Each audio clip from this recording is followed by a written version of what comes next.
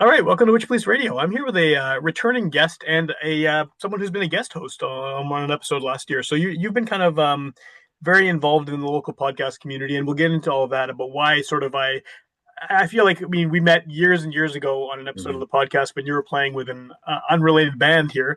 And then, many years later, you got more into the podcast community. You have your own show, you're on campus radio. So hmm you're sort of very enmeshed in this whole community we have going on here as well. So I think the best way to start this off, because we are focusing on your music today, is for you to introduce yourself, give a bit of background about what you do as an artist, and we can take it from there. I'm Andrew Richot.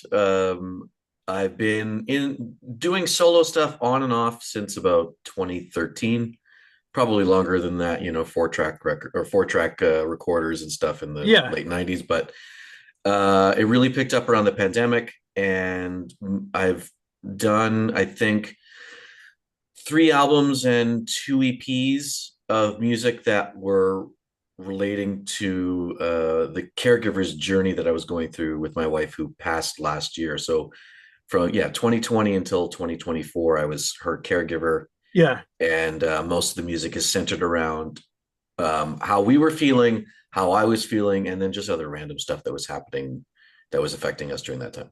So it's and obviously based on that subject matter. I mean, and the inspiration for those records. I mean, this is all very personal material. I know Yeah. the songs they work outside of knowing that context, but I mean, sort of dealing with the emotions and things that you were going through during that time is kind of what the records were about, right? Yeah. Yeah. And I mean, there was other stuff in there too. Like this one actually has a two or three. I had a significant family fallout while all of this stuff was going on. Oh wow, So okay. I think three of the songs are specifically about family members, but I metaphored them up enough so that it's not completely obvious, if that makes sense. That's good. Yeah, unless they're listening to this and then they realize, wait, maybe this is about me. But yeah, you never know. You never know. They won't listen to They won't this. listen to That, this. Perfect. that's how good Perfect. the family part is going. Yeah, they Right. won't they won't hear this. Right. So, I mean, I guess maybe a good place to start then is, you're dealing with all of this very heavy subject matter, hmm family falling outs, obviously, your wife's passing, all of hmm the work you did leading up to that in terms of being a caregiver. Uh, I probably asked you this last time you were on the show too, but like, do you find this to be cathartic to get all this out in this form? I did. Since she passed, she was kind of my muse for a lot of the stuff. So since she passed, it's been hard to pick up an instrument. Sure. Even going like most, I would say 85 to 90% of this album was done. There were a couple where I was like, I need to redo the vocals. And the day that I put it out, it was really early in the morning. I had just come back from being overseas on a trip, and it was like I was still not acclimating to the time. Yeah. And so it was like 3 in the morning, and I did a vocal track and went, you know what? Screw it. I'm just going to put it out now. Because if I don't, I might never. I think I finished most of it around spring of 2024. Okay. She passed in June of 2024. And then after that, it was like, well, I'm not, life is different now. Who am I? Sure. Yeah. Yeah. And I kept thinking about all this stuff and coming back around to it. And then I like once every few months, I'd go, maybe this part needs a guitar. And then I would or my bass, I would take the bass out of my case and hold it and then just crumple and then put it back in the case. Yeah. Yeah. So it's been on me for quite a while. And there was just a point where I went, you know what? It's not perfect. It's not, I could do a lot more with it, but this is how I was feeling then. And if I edit it too much, it pulls away from how I was feeling when it was like the closest to Yeah. the end. So that's interesting the timeline there because I had assumed when you put this out, this is something you had made after she'd passed, but No. this is all music from before that. So, Yeah. do you have? I mean, now that the caregiving journey is obviously over Yeah. because of how things ended up. Do you have another record in you to talk about sort of what came after that, or are you happy to leave it this whole sort of series of releases, leave it sort of where it is? I mean, obviously it's probably the heaviest subject matter you Yeah. can have, right? So, I Yeah. mean, is that there in you, or are you? It's too early to tell. When I put this out, I'm in a band with Jameson Day, who was the person that I interviewed on the last time. Yeah, yeah, And him and the drummer have been on me softly for months about kind of getting things back together and going from there. And even he had a bonfire with a bunch of friends, and they were all sitting around playing music, and they were continually trying to even just offer me to play, and I'm like, can't I? I'm not there yet. I really don't know. It might be a year from now. I think as a solo artist for now, this is it. All musicians should never say never anyway, but I think for the time being, this is like a good finale Yeah. to where I was. So I How don't do you? know. No, that's totally a fair answer. Yeah. How do you feel about this recording now that it is out? I mean, now that this is potentially sort of the end of that whole chapter as a creative person, under that name. I'm not sure if that's a name you'd use to continue on with or whatever, but I mean, this is sort of definitely some kind of an end point. Yeah. How do you feel? Have you listened back to it sort of since it's been out, and has that changed sort of your perception on the whole build up to making it? It's interesting to me. I think listening to it now brings me back to that period where it was, some stuff was really bad. Yeah, And I think the thing that gets me most is wondering where I could find the time to write this stuff while being completely burnt out. Like, sure, yeah, and some of the stuff on here is kind of different from what I'm used to. I had started to I bought this little keyboard that I could plug in and just mess around with.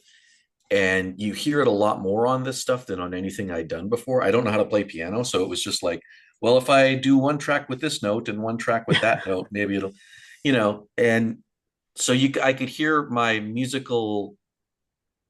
I was expanding more as a musician in that way, which is cool. yeah. There's a lot of more sort of sludgier songs.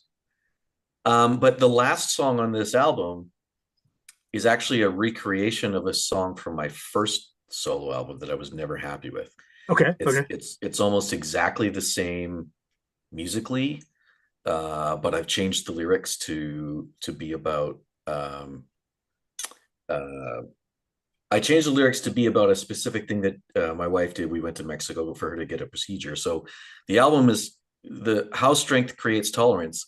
If you cut it into HSCT, that's the procedure she had.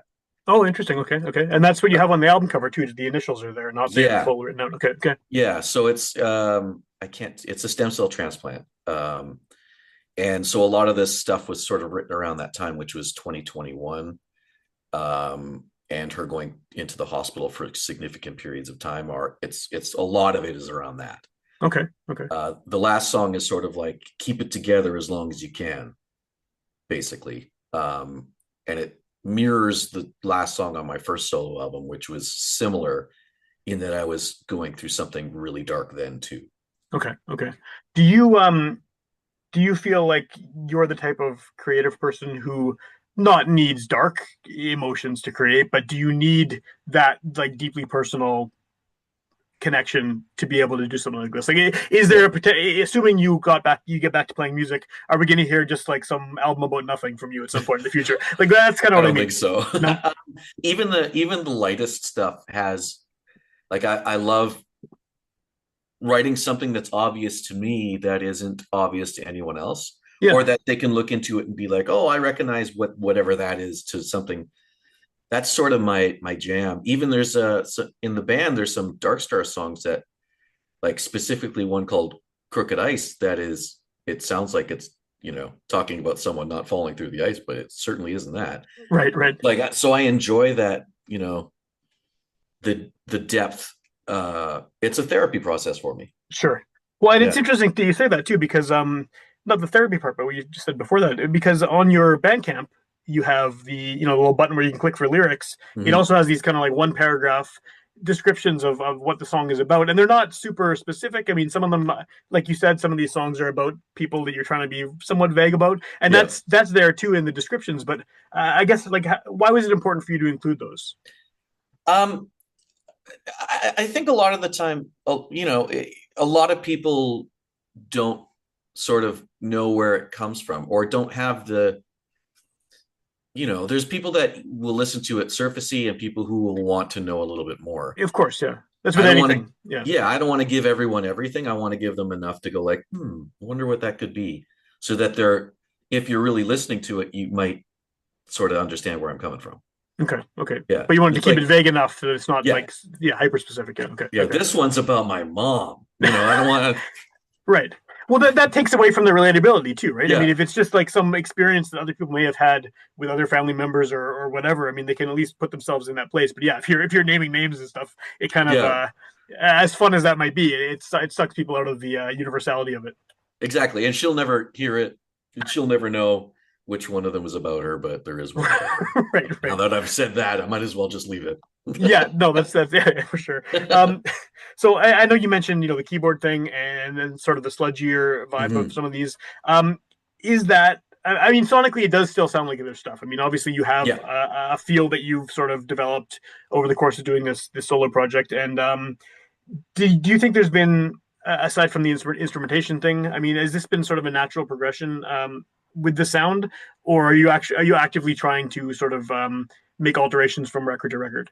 I like to move on just like slowly, I'm not gonna, I like to sort of slowly put more and more into it as I'm trying to get closer to what it sounds like in my head. Okay. Okay. And what really drove this is, so I'm playing everything on it except the drums. Right. I downloaded a drum, you can get like drum samples. I think it's 606 or something. I can't remember what it was, but the start of the second song, sorry, the third song, it was that specific drum that I heard in the commercial that I saw somewhere. Okay, that's kind of I cool. was Yeah. like, oh my God, I need that drum bit. So I started just riffing off the drum beat. I was like, oh my God, this is so that was the first thing that really started the whole process. So I'm like, well, I'm still in that sludge zone. Yeah. Um, but there are, in order to sort of open it up, I wanted to stay within the same framework of that like sludgy, darky stuff, Yeah. but at least sonically be a little bit more open and like test myself a bit to be open to different ideas. There's a spoken word one on here too, Yeah. Yeah. and the the seventh one, the lyrics were sort of, I was struggling a lot with the lyrics on that. I had the title before the lyrics, and the music fit perfect. So just one day, like 3 months ago, on my 12th look through all the songs and wondering what I could do with them, I just started talking. Yeah. So that's a first take lyric Oh, very cool. that I ended up keeping because it really hits what I was trying to write, but I couldn't get to. Yeah, that's kind of cool that that ended up being the solution to Yeah. to making it work. Yeah. Yeah. Um, Just talk. yeah, why not, right? I mean, it's a yeah, perfectly valid form of Yeah. I mean, especially when you're talking about a personal record like this. But I mean, I know you mentioned the sludgy thing a few times, Mhm. and I don't know how you define. I mean, this is the horrible question that no one likes answering, and I'm sure I asked you something similar the first time around. But Probably. with something like this, it obviously is not. It's heavy and Yeah. and it's fuzzy and all that, all the rest. But it's I wouldn't. I don't know if sludge is necessarily the term I would use to describe sort of the all-encompassing sound. Well, how do you define what this is? I mean, I know it's sort of your thing, which has Yeah. progressed over the past few things, but you had to give its name to the thing. What is the name that that thing would think? Oh, I think the thing.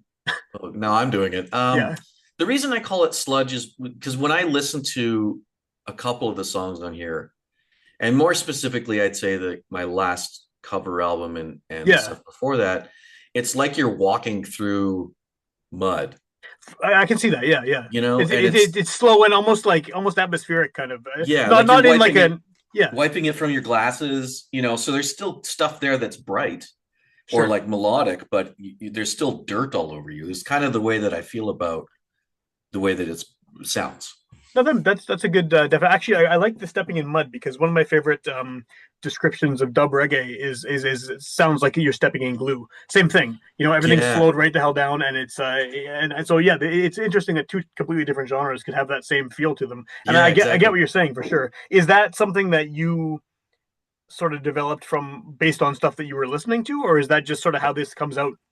I think it's a bit of both. I think even like the stuff that is on the really really early album on Bandcamp, which was I think 2012, which was the first one. Yeah, I think even then it still has that sort of spacey, muddy feeling to it. yeah, I think it's just an amalgamation of all the stuff that I was listening to. Like early Queens of the Stone Age is sort of my thing. sure, sure. I can see that. Yeah, yeah, That sort of weirdly tuned, swampy mud stuff. kind of stoner vibe, but not Yeah. quite. Still sort of on the alt rock area. Yeah, yeah, yeah. I think mine's a little bit sadder than stoner, but yeah, totally, yeah. Yeah, yeah. Well, yeah, there's definitely a sadder. I think that's a given. Yeah. Yeah, it Um, comes with what I'm talking about, I guess. but that's interesting too because I mean, just knowing you, I don't know you super well, but we've had enough conversations, and you listen to a lot of other stuff that is way outside of that Yeah, my sort of. radio show is not at all what I'm playing. Exactly right. So you listen to all kinds of things. So Yeah. what is it about that stuff that sort of has stuck with this project? Because I mean, you're obviously a massive Radiohead fan, for example. I Hmm. wouldn't say that much of this would be comparable or at least overtly influenced by that. Maybe it is in ways that I'm not picking up on. But you know what I mean. I mean, you obviously have a bunch of other interests. So what is it about this sludgy stepping in mud stuff that has stuck with you? Um, by the way, I have a radio show Wednesdays at 2 p.m. on We'll, we'll, UMFM. we'll do the plugs. We'll do the I plugs at the know, end. I know. I just felt like that was the perfect time. Yeah, it But was a good time. Yeah, yeah. it's I, I've been chasing when I was a teenager and even into my 20s. I was sort of chasing that sort of heavier Nine Inch Nails side, like, Sure. and I think that's sort of what stuck around. Like, there's the Year Zero Nine Inch Nails Yep. album that is like survivalism is a perfect example of the sound that I wish that I could have Okay. and that I was sort of chasing always, in my music. There's something about that that's both like abrasive but also dirty, that I've connected with all the time, and I think that's sort of in my head. There's like a swamp of Radiohead and Nine Inch Nails more than anything else. Okay. Um, and that's sort of I think the where it comes from. You're right. When I do, talk to someone or make a playlist for someone, it's mostly right now. It's like female musicians playing guitars, Yeah. indie guitar. But I can't write stuff like that. I haven't written stuff like that in forever. I don't know where you even start. Yeah. No, fair enough. That makes sense. You got to write what you know, right? But Yeah. even the Nine Inch Nails, I mean, obviously there are exceptions in their catalog, but they are very good at making things that are very abrasive, but can Mm. also be extremely like melodic at the same Yes. time, and Yeah. sometimes within the same song too, right? It's not. Sometimes they'll be, here's the melodic song, here's the really fucked up song, but Yeah. they can also blend them pretty well. And I feel like not that your record is super melodic, but there are definitely points where it's leaning away from the sludgier side, and definitely brighter is not the right word, obviously based on the subject matter as we've discussed, Well, but you know what I mean. It's yeah. got more kind of more light to it, more levity to it almost. Yeah. It's almost like turning the volume down and turning up. There's a couple of like pretty electronic-y stuff on it. Yeah, I don't really know where those ones came from. I think it's just messing around within my framework, and then it just like, whoa, this sounds great, yeah, as yeah. an effort to expand my horizons. And so, as I mentioned earlier, that this is my last solo album. I think if I kept going, it might end up more electronic based than it would be the heavier stuff. Okay, okay. I feel like that's sort of where, if when I listen to this again, I think that's sort of where I was progressing in a lot of ways. Like the guitar was pulling back a bit, and there was more. I don't want to say bleeps and bloops, but that's the best word I can It use is. for it. Bleeps is a totally acceptable word to Yeah, describe electronic music. Yeah, I use it all the time. Because yeah, what works better, right? I mean, I'm sure there's a technical term that is yeah, much more accurate than bleeps and bloops, but but that's what it is. right, it's bleeps and bloops. Yeah. So obviously you're not playing live shows with this. Clearly, I mean, this has been No. very much like a studio thing for you and Mhm. a cathartic way to get some of these heavy feelings out and thoughts out. So what? You're releasing these on Bandcamp. Obviously, they're available. People can hear them. But what is sort of the who is this for? Is it mainly just for you to sort of get this stuff out, or are you hoping that there's sort of a, do you have a listener in mind that you're hoping will find this? Because again, you're not playing shows, people are going to probably stumble upon it, whether they see a link somewhere, hopefully on this podcast, Mhm. or they're just scrolling through Bandcamp as you do and finding interesting stuff. Like who do you want to find this? Who do you want to actually be able to sort of absorb this stuff? Well, it is for me. It's a chapter in my sort of grief journey, Sure. um, primarily. And I have talked to the guys in the other band about maybe playing a song from this or not, Oh, cool. Okay. depending on how it fits, because it'll sound different coming out of them than it will hear, that, and that's down the line. But anyone who um, is someone caring for someone else, no matter what that is, like will find similarities in this. Like they're sort of written and geared towards people who uh, have a hard time being able to talk about how hard it can be for you to give everything you have to another person who's struggling. Like, Sure. I know I probably mentioned this last time, but that was 2 or 3 years ago. But it's as someone who is caring for someone else, it's not about you; it's about that person. And Yeah, even of in course, in of a course. situation where someone's like, "How are you doing?" The immediate response is like, "Do you want the short answer or the long answer?" Right. Right. Yeah. And so this is cutting right to it. It's like songs are, you can't give up. Other ones are like, you and I, we can do this together. Yeah. You know, um, um, 10 and 2 is about someone, the metaphor is basically the two of us are driving a car and we're struggling to keep the car together. So Okay. 10 and 2 is how you hold your hand on the wheel. Yeah. So as you keep listening to it, their hands continue to slip. You'll hear the different numbers like 6 and 12 because you're having a harder time keeping it together. Okay. It's anyone who's cared for someone else has had those days where it's like, you and the person are just having this disgustingly horrible day, but you have to keep it together. So Yeah. that's Yeah. kind of it. Well, and that transcends a lot of different situations, right? I mean, Yeah. it's not specific to yours. I mean, obviously, No. you're specifically drawing from your experience, but a lot of people in wildly different situations can also appreciate that, I think. Yeah. Yeah. And there are a couple where it's family related. I would say almost half of the first half is about how to manage relationships within your family when they are no longer something you need Right. or are no longer healthy. So that everyone goes through some version of that in their lives as well, To different right? extremes for sure, but yeah, yeah, Yeah, it's like, okay, well, I got to turn this off now. Here's how I'm going to deal with it.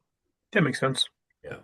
So, obviously, this is the musical project. You do a bunch of other things. I know you stuck a plug in there earlier, but we can always do plugs for the other projects. I mean, you've also been involved, and I like to plug this all the time. Is in our little podcast community, we Hmm. have a group of semi-regulars and semi-regulars who meet once a month to talk about podcasting and other nerd shit. At Robin's Donuts, and you kind of joined our little group. I guess what, a year or two ago now, or how long has it been? Yeah, it was just actually you guys were the first people I hung out with after she passed. Oh, really? Wow. Okay, that's kind of Yes. neat. I didn't know that. Yeah, because you were like, "How you doing?" And I was like, I'm trying really hard not to bring the feeling down around here, but not great." That's right. Actually, Uh, yeah. It sounds, yeah, yeah. but yeah, so it's been about a year and a bit. I really didn't know with the podcast that I have. It's not technically a Winnipeg podcast. My But you are co-host, in Winnipeg, and your podcast, yeah. so it fits the criteria. But yes, you go, explain what your podcast is about. So I have a co-host who lives in England. He and I met on a Discord server, and I found out that he knew nothing about Radiohead except Creep. So it's been almost 2 years now. We every week is we're going through the whole discography in order. So every week you'll hear the next song. So they're about 15 to 20-minute episodes. Sometimes they're an hour, depending on what we're watching. But you're listening to us as we listen to it for the first time. We then gave it a score. We have a third person who comes in who knows nothing about Radiohead and only watches the music videos.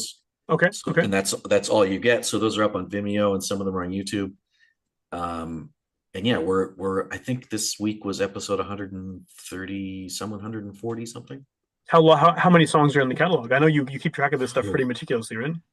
Yeah, if we keep going at the rate we're going, we pre-record quite a bit, so we'll do a session where it's the whole album, and then it'll come out in 12 Sure. episodes. But if we keep going at this level, we would be done by 2029. So There's a lot. That's a lot. Yeah. yeah, Yeah. there's something like 400 songs. So they just came out this week with a live album, and I'm like, where do I put that in? We're not at that point of the discography. Do I put it in when we get to that album and then play it after, or do I put it away at the end? I'm like, oh. Well, I'm actually really curious of how you'd even fit a live album in there anyway, because these are probably mostly songs that you've already discussed or will be They're discussing. not. They're not. They're Okay. not. We're right at that moment where we're about to hit "Hail to the Thief" Okay. in our recording, so it might be the perfect time for me to play the album and then go right into the live album afterwards. You know, to just get it out and have it be fresh in his head. But we'll see. I imagine there's a lot of material out there like B-sides and live albums, things that you, if you wanted to pad this and make it go a little much longer than it already is, you could Some of easily. them, some of them are already going. Right on. Cool. Cool. I think like if there are 50th episode around there, we watched a 2 hour live video that they put out. We Okay. also watched the VHS that they put out in '97. Um, and I met him for the first time 2 weeks ago when I flew to England. So that was like one of the main reasons I was there. And we went to see the Radiohead exhibit in Oxford, where they Nice. have like every room has one album and art and stuff like that too. So it was great. Are you ever, I mean, this obviously is maybe a question for after 2029, but I mean, there's also this whole kind of cottage industry of Radiohead cover songs that have been done Mm-hmm. by everybody, right? I mean, is that something that you could see this going into as well once you run out of the OG versions? Well, during the OK Computer sessions, I purposely found a cover because that's their most popular album or Sure, yeah. well known. I Yeah, purposely found a cover for every episode. So we would listen to the original, he would rate it, and then I would show him a cover. that's cool. So I might in the down the line that might be a really cool idea, but you could sure get lost in the amount of. There's a lot. Yeah, We could do 100 episodes on Creep. Oh, I'm sure. I'm sure you could do a whole year and a half worth. Yeah, for definitely, Yeah, definitely, definitely. So maybe don't do that. But yeah, also, as you mentioned, you do a because you're not busy enough with all these other projects. You mm-hmm. do a campus radio show, Yeah, which I recorded one that'll probably won't be out yet when this comes out. Maybe it'll be very soon. But yeah. yeah, it's a lot of fun. What can you tell people about that show? So you'll be on. That's September 17th is the episode you'll be on. Cool. It's called Alphabet Soup. It's every Wednesday at 2 p.m. On UMFM. Every episode is the next letter of the alphabet when it comes to artists or bands, which angers him quite a bit because the artists are listed by their first name instead of It's last. absolutely infuriating. But it's not my show, so I can't. I can only complain. I can't do anything to change it. So I I'm will complain, a lot. But yeah, yeah, this. Yeah, I'm gonna do a round just for you where it's all singers listed by last name first. I'm in the second round now, and when it comes to the third round, I'm going to do songs with the titles of those letters Cool. specifically, and then go back to other things. But a lot of mostly independent, up and coming, lots of Canadian, lots of like I said earlier, women with guitars, which I think Yeah. is the. There's so many that are happening now, and it's sort of it's going to hit its peak eventually, but I'm just happy to be with it right now.